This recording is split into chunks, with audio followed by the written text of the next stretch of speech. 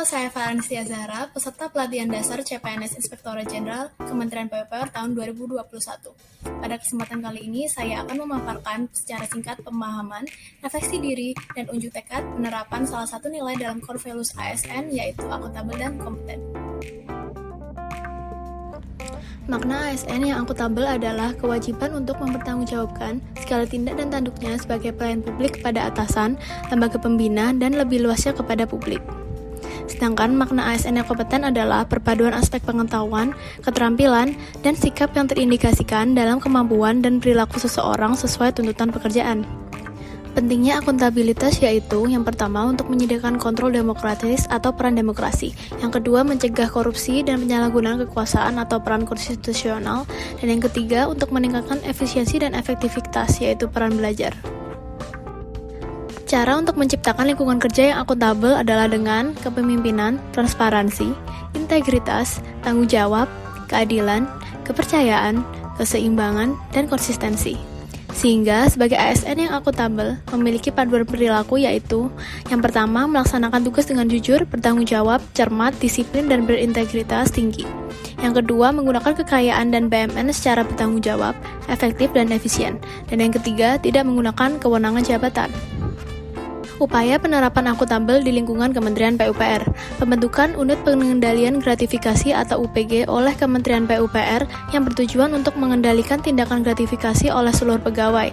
Terdapat fasilitas e-gratifikasi agar pelapor dapat menyampaikan gratifikasi yang diterima agar mewujudkan pemerintahan yang bersih dan bebas dari korupsi, kolusi, dan nepotisme atau KKN, serta menjalankan tata kelola pemerintahan yang baik. Refleksi diri sendiri terhadap makna akuntabel. Akuntabilitas merupakan aspek mendasar yang harus dimiliki pelayan publik.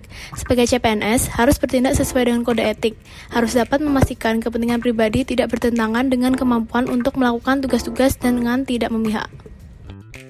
Unjuk tekad penerapan akuntabel. Demi mengedepankan nilai akuntabel dalam pelaksanaan tugasnya, hal yang perlu dilakukan sebagai CPNS PUPR yaitu yang pertama, menggunakan fasilitas kantor hanya untuk kebutuhan pelaksanaan tugas, bukan untuk kepentingan pribadi.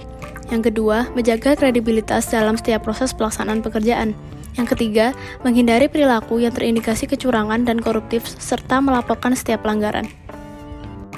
Kompetensi ASN dibagi menjadi 3, yaitu kompetensi teknis, kompetensi manajerial, dan kompetensi sosial kultural.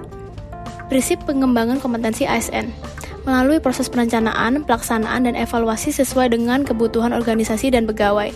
Setiap ASN memiliki hak dan kesempatan untuk mengembangkan kompetensi. Diarahkan pada pengembangan kompetensi sesuai kebutuhan jabatan.